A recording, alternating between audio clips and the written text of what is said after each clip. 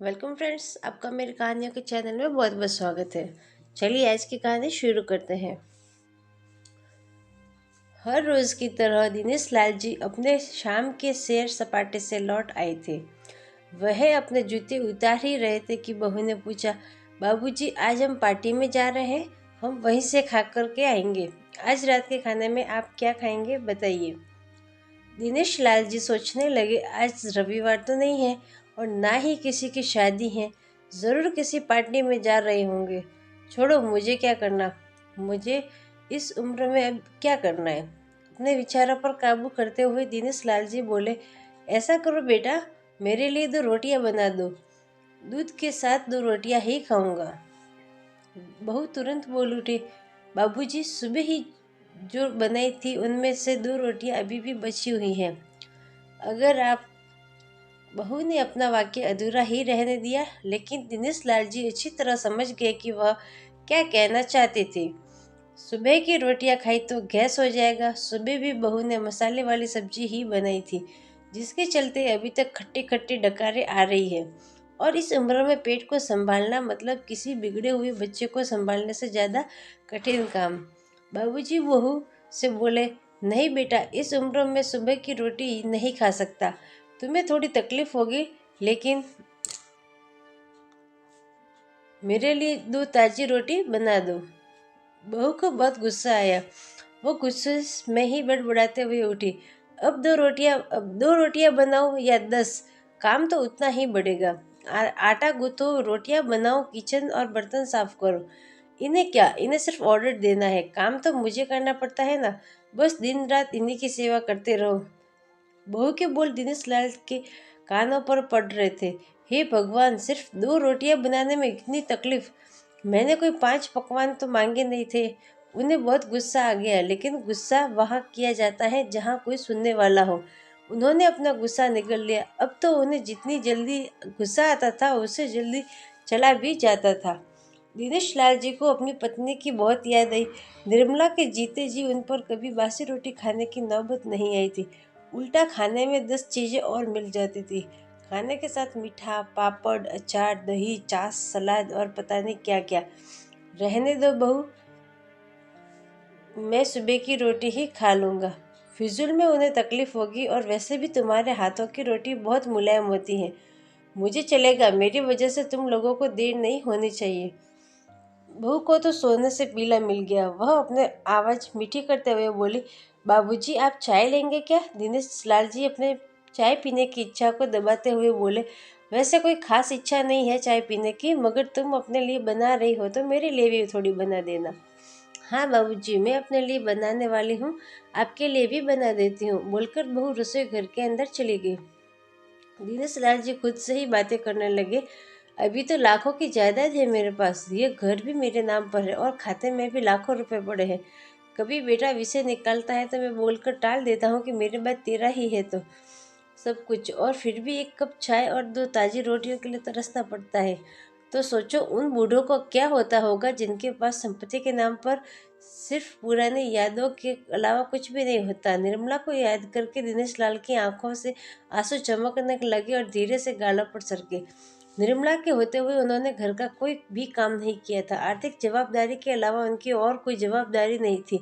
उनके व्यापार में भी उन्हें अच्छा साथ दिया था। वह भी निर्मला से बहुत प्यार करते थे, लेकिन कभी जता या बता नहीं पाए। वह ये सच्चे दिल से मानते थे कि निर्मला उनकी किसी पूर्व जन्मों के पुण्य का फल है, लेकिन जिंदगी की भागदौड़ में वह निर्मला की इन मन की इच्छाएं पूरी ना कर सके। उन्हें वैष्णो देवी जाना था, लेकिन हर बार यह यात्रा अगले साल पोस्टपोन हो जाती।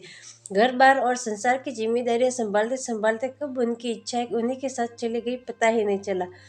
दिनेश लाल जी ने देखा उनके पोता और पोती दोनों ही स्कूल से आ गए थे। दोनों ने अपना बस्ता सोफे पर फेंका और दादाजी की तरफ दौड़कर उनके गले लगते हुए कहने लगे, चलिए ना दादाजी, खेलने चलते हैं। यही निस्वार्थ प्रेम के कुछ पल थे जिनमें दिनेश लाल जी बच्चों के साथ बच्चे बन जाते थे और सारे अपने दुख और यादें भूल जाते थे। वो कुछ बोल पाते उनसे पहले ही बहू ने कहा, चलो छोड़ो दादाजी को, हमें पार्टी में जाना है, जल्दी से आकर तैयार हो जाओ, पापा भी आते ही होंगे। दोनों ही बच्चे दादाजी को छोड़ मम्मी की तरफ भागे। उनकी पोती 7 साल की थी और पोता 5 साल का था। दिनेश लाल जी अपनी सोच में डूबे हुए बालकनी की तरफ गए। बालकनी में धीमी ठंडी पवन में उनका स्वागत किया। बहू उनके लिए चाय बनाकर लेकर आई। बालकनी में रखी अपनी कुर्सी पर बैठकर दिनेश लाल जी घुट घुट करके चाय पी रहे थे। पी क्या रहे थे, निगल रहे थे, क्योंकि चाय के नाम पर सिर्फ कम शक्कर वाला गर्म पानी था, न इलायची न अदरक। दिनेश लाल जी मन ही मन सोचने लगे, बहू के जाने के बाद आज खुद अपने हाथों से चाय बनाऊंगा, इलायची अदरक और थोड़ी सी ज़्यादा शक्कर डालकर, और उसके साथ रोटियां खा लूँगा। रोटियों की याद आते ही उनका मुंह फिर खट्टा हो गया। चाय खत्म होने पर खाली कप लेकर वह किचन में रखने गए तो वहां देखा कि बहू और बच्चों का कप धोके पड़ा था। उन्होंने भी अपना कप धोकर रख दिया और अपनी डायरी लेकर बालकनी में आ गए। बालकनी में बैठे बैठे उनकी नज़र सूखी हुई तुलसी के पौधों पर गई। उन्होंने एक लोटा पानी लाकर उसमें डाल दिया। कुछ मिनटों बाद ध्यान से देखने पर उन्हें पता चला कि सूखे हुए तुलसी के पौधे में नई कुपले जैसे मुस्कुरा रही हो। उन्हें याद आया कि निर्मला हर सुबह तुलसी को पानी और शाम को दिया करती थी। अब तो शाम को ना तुलसी को ना ही भगवान के मंदिर में दिया जलता है। पता नहीं कितना संस्कार, इतनी अच्छी आदतें निर्मला अपने साथ ले गई थी। दिनेश लाल आसमान की तरफ देखकर बोले, निर्मला, मुझे और इस घर को अभी तुम्हारी ज़रूरत थी। तुम क्यों हमें छोड़कर चली गई? तुमने मुझे धोखा दिया। तुमने हमेशा साथ रहने का वचन दिया था। तुम मुझे अकेला छोड़कर चली गई। दिनेश लाल की आंखें भर आई। पापा, इतनी ठंडी हवाएं बह रही हैं और आप है कि बालकनी में बैठे हैं। अंदर आ जाइए, नहीं तो आप बीमार हो जाएंगे, बेटे ने दिनेश लाल जी से कहा। बेटा, बहू और पोता पोती सब तैयार होकर पार्टी के लिए निकल रहे थे। किसी ने झूठ-मूठ ही मन रखने के लिए भी उनसे नहीं पूछा कि आप भी साथ चलिए। बाबा, आप खाना खाकर जल्दी सो जाइएगा, हमें आने में ज़रा देर हो जाएगी। ज़्यादा देर तक जागना आपकी सेहत के लिए अच्छा नहीं है। हमारे पास घर की दूसरी चाबी है, हमारी चिंता मत कीजिए, बेटे ने जाते हुए कहा। ऐसे बोल रहे हैं जैसे मेरी सेहत की बहुत फिक्र है। कितने दिनों से बोल रहा हूँ, डॉक्टर के पास ले चलो, बीपी बढ़ा हुआ है, शुगर भी चेक करवाना है। थोड़ा सा भी चलता हूँ तो हांफने लगता हूँ। बेटा कहता है कि बुढ़ापे में ये सब तो होता ही रहता है, ज़्यादा भ्रम मत पालिए।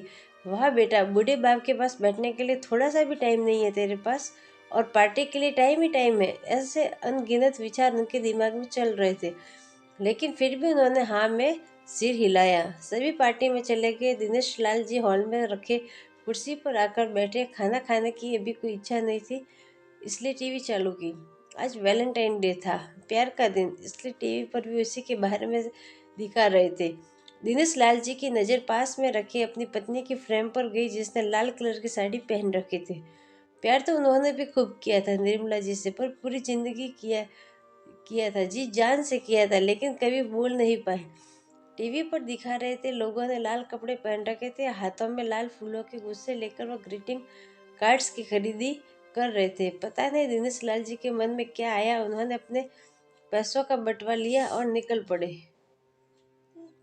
निर्मला जी की याद में चलते चलते वो एक आइसक्रीम पार्लर के पास पहुंचे। उनको श्वास चढ़ गया था, उनकी सांसों की गति तेज हो गई थी। आइसक्रीम पार्लर के पास एक कुर्सी पर वह आकर बैठे, तभी वहां पर एक छोटी सी बच्ची आई जो गुब्बारे बेच रही थी। बच्ची बोली, दादाजी गुब्बारे लोगे क्या? इतने ही बचे हैं, बिक जाएंगे तो जल्दी घर चले जाऊंगी। दिनेश लाल जी ने देखा 10-12 रंग बिरंगे गुब्बारे थे। उन्हें याद आया कि निर्मला जी को भी गुब्बारे बहुत पसंद थे, लेकिन अब गुब्बारे लेकर क्या करूं? उन्हें बच्ची की आंखों में सच्चाई और आशा दिखी। उन्होंने 200 रुपये दिए और सारे गुब्बारे खरीद लिए। उन्हें फिर से निर्मला जी की याद आई, क्योंकि वह भी घर से निकलते समय हमेशा थोड़े एक्स्ट्रा पैसे लेकर निकलती थी और किसी न किसी जरूरतमंद की मदद किया करती थी। कभी वो टोकते तो कहती, हमें भगवान ने लेने वालों के नहीं, देने वालों की लाइन में खड़ा किया है, और थोड़े से रुपयों के बदले में लाखों की दुआएं मिलती हैं, तो मुझे टोका मत कीजिए। आंखों में आंसुओं के साथ दिनेश लाल जी खड़े हुए रास्ते के बीचों बीच आए। उन्होंने आसमान की तरफ देखा, अपने हाथों में पकड़े गुब्बारे आसमान में छोड़ दिए और चिल्लाकर बोले, निर्मला, मैं तुमसे प्यार करता हूँ। उनके सांसों की गति बढ़ गई, उनका शरीर लड़खड़ाया और जमीन पर धड़ से गिर पड़े। आसपास के लोगों को कुछ भी पता चल जाए, उससे पहले ही दिनेश लाल जी ने इस मोह माया की दुनिया को अलविदा कह दिया। उन्हें अपनी पत्नी से मिलने की बहुत जल्दी थी। आपको कहानी कैसी लगी? Thank you.